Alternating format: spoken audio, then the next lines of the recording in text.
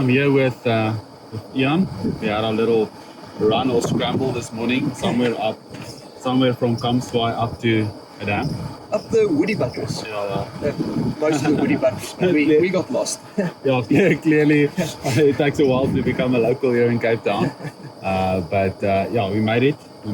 Luckily, I think you can only get lost so much. No. Up is up. Getting lost is part of the adventure. Yeah. If you're not getting lost, you're not doing it right. It's almost like we started the morning between, are we taking the Bialetti or are we taking the Aeropress? So, this is what's called compromise. We'll boil the water in the Bialetti and then we'll make the coffee with the Aeropress. I think it's a win-win. So yeah, we obviously, we're just doing a bit of a run, so I brought most of the coffee things with me. Hand grinder, like freshly grinded coffee. It's important. What beans did you bring along? Yeah, so this is our new specialty bean from Colombia. So so we only bring in usually limited stocks of these, but I think what makes this one quite interesting is El Puente is it's basically it's almost like a community project as well, where there's a bit of a washing station and to basically from all the farmers and the micro lots around, they can basically process their beans there and wash their beans, and obviously getting a bit of more revenue, I guess, for their beans. So yeah, this is actually part of supporting the community. But this one's quite nice. We roasted this one a bit more on the light side than what we eat usually. So it's somewhere between, say, a light roast and a medium roast, as we know, obviously. Yeah. So this one you'll definitely. I pick up quite a lot of apricot flavors, and it's definitely a bit more on the fruity side. So nice juicy body feel. I think it also depends on what preparation method you use. You can also get some caramel flavors through. Now, Iain, being a fan of espresso, he wouldn't necessarily always. Not my cup of tea. So we'll see what he has to say about this one. I think. It's a very, very light roast. Compared to what I'm used to. It's full up the. It's not like a cinnamon roast, which is really, really light, like almost that first crack they just drop it in this. They're still well developed. Like we did a few roasts with this one, and we found that it probably works a bit better on the big healthy base than on the lighter. So the Bialetti is finished, so it's finished boiling. So we're gonna do the nice grinding part. So this grinder, usually when it's fairly full, like it's 20 grams. So what I'm going to do is I'm going to make a little bit more of a concentrated Aeropress, and then we're going to add a little bit of water to dilute it according to your preference. Iain, what draws you to the Bialetti? I like espresso. So this just makes 4 shots of espresso, and it's exactly what I need to wake up. Yeah. And I think in terms of compact coffee, if you make coffee with a Aeropress, you need to take a kettle along to boil your water and add it to your Aeropress. Whereas with the Bialetti, it's all self-contained. So this boils the water and then extracts through this part. And it's beautiful. Look at that. Yeah, no, I won't disagree. I can't really say. I can't say the same for the Aeropress, unfortunately. This one has seen better days. I don't think it has marks on, but you get used to it, eh? But I think smell this one. Smell that. Because they only smell like that dried apricot. I think you'll. Reminds me a bit of the farm. I do smell the apricot. So we basically a recipe that I like for the lighter roast. Again, depends on how you like it. There's two ways that I think you can do the Aeropress. If you're gonna add some milk, then you can just you can bloom it if you want to. But I just usually fill it until make it a bit more finer grind. Throw 15 grams in, then fill it up for 200 mils, and then you just leave it for 2 minutes and turn around, and then press it out. Or you can just do the normal method where you basically can turn it around and throw out the top. So there's the invert method, and then there's just the normal one. So but I think we do have a few recipes on our webpage. So Iain, can you just hold that for me, please? Okay, so we're going to... No. Where's the buff? No, this one is quite sweaty. Do you have a clean one? Yeah. So I hope so. we did do a proper scramble this morning. We're not lying about that. it was quite like definitely showed the best of Cape Town. I mean, it's quite it's quite something that you can have this type of experience so close to the mountain. I think the only place like Hong Kong also has similar vibes where you can like close to the city. Okay, this is what's called friendship trust. Okay. They just said, okay, well, we skipped the bloom portion, but you know, like this is the Aeropress, man. So we're just basically going to leave it now for a minute. Usually I'll just do like 60 mils and then I think while we wait, fill up the reservoir again. Yeah, I just want to boil a bit more water. Let's hope this works, because usually sometimes the filter gets locked in there as well. So I'm just going to do this, and then I'm just going to shake it around, because I forgot, like usually the Aeropress comes with a little bit of a stirrer, but you know, like today isn't the most we're not going to make the most technical coffee. We're just going to try and make some good coffee and you know, have a good chat. So the reason why Iain is joining us today is, so Iain, he's a local in Cape Town. He's a local in Cape Town. It gets lost. So Iain is basically so Iain is going for a bit of a bikepacking trip. This wouldn't be his first bikepacking trip. He what, 2-3 years ago? 2017 and 2018. Yeah. 2017 I did a Gauteng to Cape Town bike pack. Jeez. Did you go by the coast or through like the Karoo? Through the Eastern Free State down to Hogsback, and then I hit coast in PE, and then followed the garden route, the beautiful garden route, all the way down to Cape Town. It comes recommended. No, definitely. Yeah, but with these bikepacking trips, like obviously there goes a bit of preparation in it. I'm assuming it's not something that you just wake up one day and then just go for it. Like surely there might be some roads that you'd like to avoid, or definitely. But also if you tend to overthink it and overplan it, it does become more complicated than it has to be.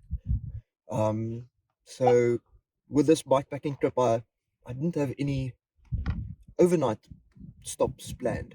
So I basically kind of went as far as I did. So Iain, do you have that buff? So I saw kind of where I ended up, and only then did I start looking for a place to sleep. So it ends up being a proper adventure. Sorry, I got a bit distracted with this is quite so with that specific bikepack trip, I'll go into my cheers. Oh, a good cup of coffee and a good run. So I'll go into I did another bikepacking trip with my mom the year after through the Karoo, which was a little bit more wild. But with this specific one, I knocked on quite a few farmers' doors through the Free State and the Eastern Cape, and then quite a few backpackers through Hogsback, Grahamstown, and down the coast, and then quite a lot of friends that were on holiday along the coast, slept over at their places. So yeah, very, very unplanned, but everything worked out in the end. The bikepacking trip through the Karoo was a bit of a different story. We basically what's called wild camping, slope slop. So you kind of find an isolated spot, and you make sure you're not seen, and you camp there. You make sure you're not seen. Yes. Iain, don't you have a purple tent?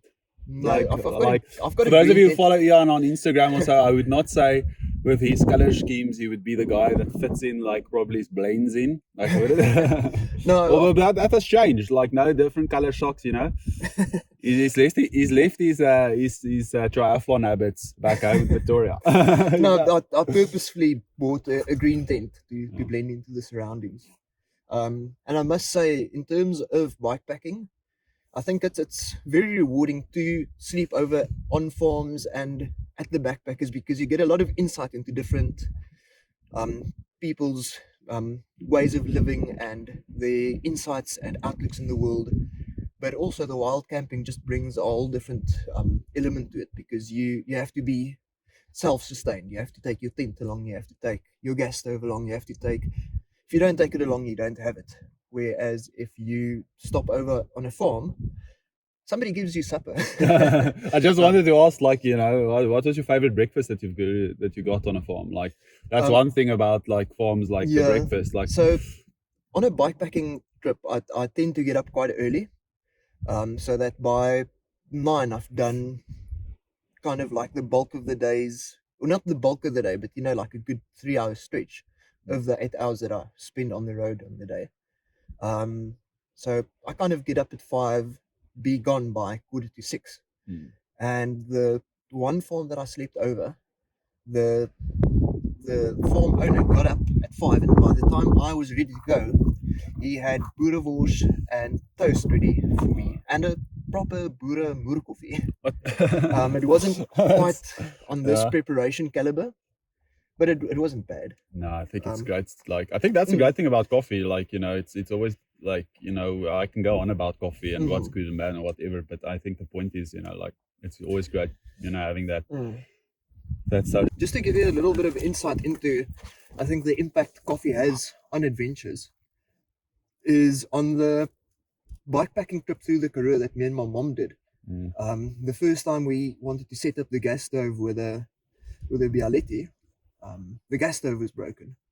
So we had to settle for a bikepacking trip with almost zero coffee. But that's when Gegrond just started up, and you guys gave me, I think, 24 little cold brews. So yeah, and basically, for those of you who don't know the story about Gegrond, like, we started actually out as a cold brew company, and Iain was one of the first guys that we gave like lots of the pioneer. He was the pioneer. He was our guinea pig. After we gave him the bottles, we were like, well, if he makes it back, then. So you carried those along with you. So our bikepack trip was without any proper hot coffee. But on the first morning, I woke up and I told my mom, listen, how about a bit of coffee? And she got angry at me because, like, our gas stove is broken. And then I pulled out this little bottle of Gegrond cold brew, and she was like ecstatic. But it was only in a little Karoo town called Williston. We found the first restaurant that made a proper coffee. Okay. And do you remember the name of the place? Mana. Yeah, no. Mana is, Mana is, like, obviously it comes from the Bible, like, they got manna that, came from the heavens, but like, and it was I think like it's an appreciation, you really want. No, the coffee did come from the heavens. Yeah, no. And it was an oasis in the Karoo, because for kilometers and kilometers there was just nothing. So no, proper coffee appreciation. No, so I mean, like, with packing with these bikepack trips, now I can only obviously relate when it comes to trail running. You tend to go light unless you're taking your coffee things with you. But like, is there specific like way of packing, or how do you like approach your packing for bikepacking trips? And do you test out your gear, like your setup for your bikepacking trip? Do you like maybe do a bit of a cycle, maybe a 50 or 60 kilometer cycle with all your gear, and then see how everything works together? Before doing my long trip down to Cape Town in 2017, I did a few shorter trips. So I did a 1-day trip from Mpumalanga, from Middelburg to Nelspruit, which was a 200 kilometer day in the saddle. Yeah. But that's before I had the setup that I have now. So I took everything along in my backpack, and underprepared and overeager, as I do most things. I got to Nelspruit and I was buggered. So I caught a taxi back to. I was planning on cycling back, but then I just didn't feel like cycling back, and my legs just weren't there that day. So I caught a taxi back to Middelburg. The following year, I did a three-day trip, still with a backpack, from Pretoria to Klerksdorp. Wait, a backpack? So just one on your back? Okay, cool. Not recommended. Okay. It's just yeah. And then the following year, I did a 3-day kind of from Pilgrim's Rest back to Pretoria. And then in that year, I got the pannier rack for my bike and the bags, and kind of just the the idea was born that, listen, this is now, I've got the gear, I've got kind of the experience. If not now, when? Yeah. So So I mean, so you've obviously done. So Jan has done a few shorter events as well. Would you go that route again, like, or would you just jump in and do a long trip, or do you think it's the right approach to maybe do a bit of a shorter, 2 or 3 day event and then test out what works for you? Or if you look back now, would you just have gone for? no, it definitely helped that I had the insight of the previous trips. No, definitely try out a few shorter trips, maybe a weekend out and back, test equipment. And also I did my long trip down to Cape Town without a tent. I packed a hammock, which didn't work because if you sleep out in a hammock, you're very exposed and it gets cold very quickly. Yeah. And you learn. Yeah, so the thing with the hammock is, and correct me if I'm wrong, like I think you sometimes get a layer inside of the hammock, but the cold, obviously, you lose a lot of heat from the bottom as well. Like, it doesn't retain the heat at the bottom, so you do tend to lose quite a bit of heat inside one of those hammocks. But it's great for chilling just for the day, like getting the legs up a bit. I mean, yeah, like, but what you did have you? to set up. So if you want to chill, just sit, have a coffee, Yeah. and then carry on. But you wouldn't, like, I mean, like, when you approach these things, do you take some rest days in between as well, or is it just like, I mean, like you're a special breed, but what would you, like, I would have thought that you'd maybe do 2 or 3 days and then take a day off, or what's the on the long bikepack trip, I did take 3 per se rest days, but it's not that I think I needed to rest. It was just I was in amazing locations and I wanted to spend a bit more time there. And it's I don't think the bikepacking is that hard on your body because you never go at a race effort. You just kind of tick over the whole day. That's a slow going. If your heart rate goes into zone 3, you're doing it wrong. I think that's my opinion. Like on the 7-day bikepack trip with my mom, we started off in Clarksdorp, and 7 days later, 1,100 kilometers later, we ended in Colfinia. Okay. So that is almost 100 miles a day. And my mom did every single kilometer with me. Jeez. So well done. Like, it's great if you can share that experience with someone so close to you. Yeah. Like, I mean, like, I think it's nice, it might be nice having a few of those memories that you can cherish and experience on your own, but I think sharing that with someone that you care about, like, that must have been some memories for life. Definitely. Yeah, and in terms of training wise, like, like, is it something, and again, like, just drawing to someone who doesn't have, like, your athletic background and experience and so forth, is it something that you would say, you do need some time on the legs? Definitely. I think it is. I did a 18-day 2,200 kilometer trip down to Cape Town with almost zero time on the bike that year, but it was a year in which I ran quite a few ultras. So I was fit. It just took a while to translate to the bike. Like the first week I took very easily, but also that being said, it's you on the bike the whole day. And my consolation was, listen, I need to cover at least 130 kilometers a day, and I can do that if I do it in 10 hours. I'm going at a slower speed than I run at. So it's not about getting there immediately. It's just taking your time and making it about the journey, not about the destination. Yeah, I think that's a very important like, point that Iain raises there. I haven't, like, I'm talking from a point of I'm not experienced in bikepacking. The best I had was like a weekend in Ireland where we basically I just went with, like, a few mates, and we did a bit of a cycle and slept in pretty much like an Airbnb. So I definitely I'm quite up for something like that, and it will definitely be in something that I'll pursue in the future. But I think I would have liked to approach it from a point where you take it as it comes, and you actually say, well, if it's 100 kilometers a day or 50 kilometers a day, if it's 50 kilometers and you really feel that you've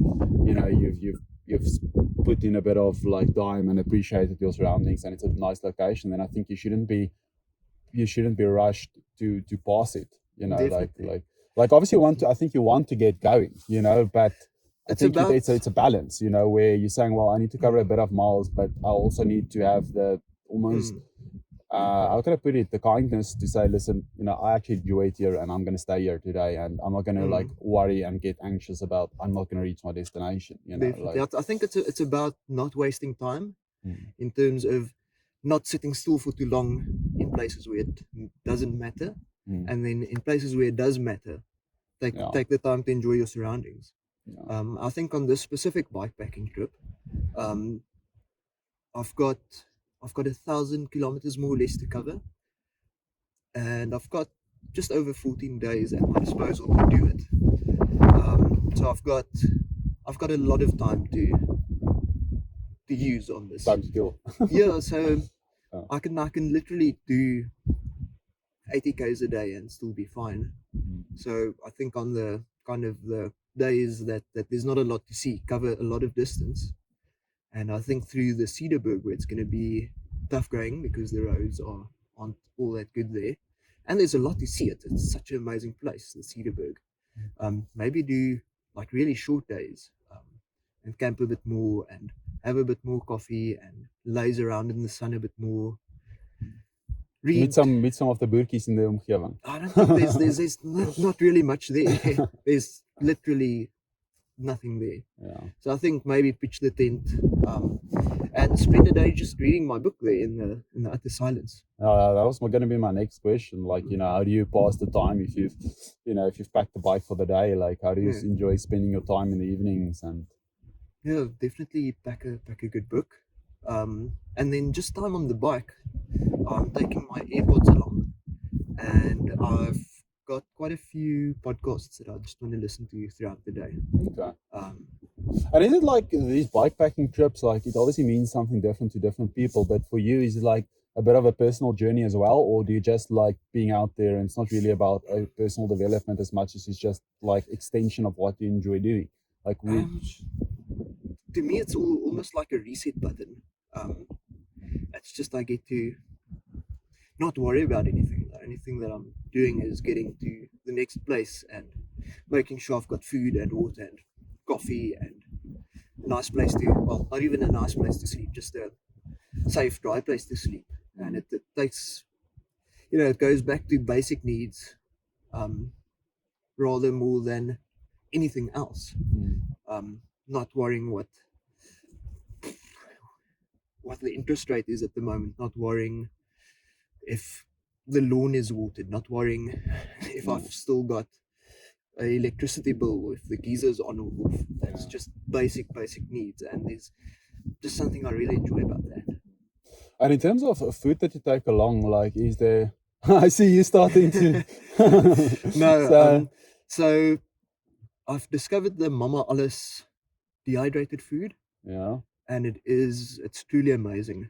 So kind of packs into a little packy like that, and boil water in my Bialetti reservoir, pour it over into the pack, close the ziplock, leave it for 5 minutes, and okay, amazing. Okay. And then obviously on the road, a lot of biltong, droewors, Romany creams, just junk food. Yeah, well, and I think like let's get going again. We obviously so we didn't like today.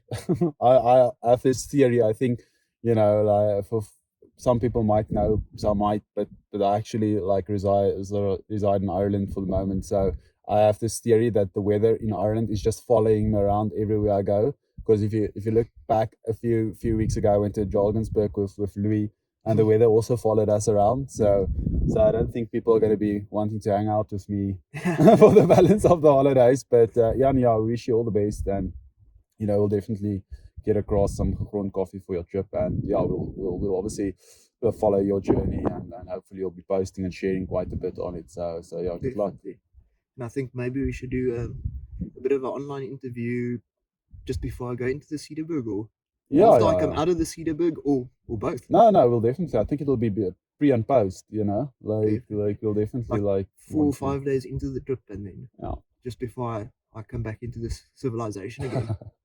Yeah, we'll have a little bit of a socializing 101 for Jan before he what returns. Yeah, maybe I'll never come back though. Ja, wel. Okay, Ja. Cheers. kom ons maak nog 'n koffie.